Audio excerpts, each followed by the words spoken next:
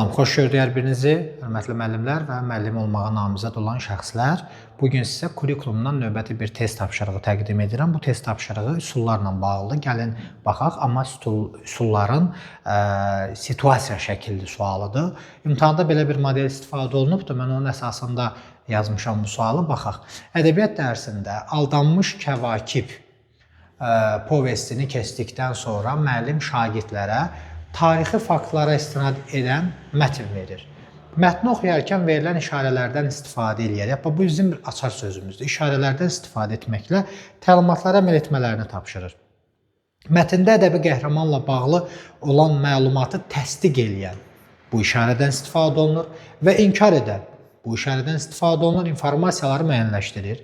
Sənə yeni olan məlumatı seç. Sənə yeni olan məlumat verirsə, bunun qarşısına plus qoyurduq. Haqqında əlavə məlumat almaq istədiyim məsələni göstər olanda isə sual işarəsi istifadə edirdik. Burada 4 dənə fərqli işarədən istifadə edib oxuduğumuz mətnləri müqayisə edirik. 2 mətni müqayisə edirik. Təsdiq edən, inkar edən, yeni olan və maraqlı gələn, qaranlıqlı qalan məlumatın müəyyənləşdirilməsi. Və plus, minus, sual. Bu işarələr sistemi hesab olunur. Hansı üsul? Insert üsulu. İnteraktiv qeyd etmə sistemi və ya işarələr sistemi ilə mətni mütaliə eləməyə imkan yaradan bir üsuldur. Insert cavabımızdır, E variantı. Ümid edirəm faydalı oldu. Sağ olun.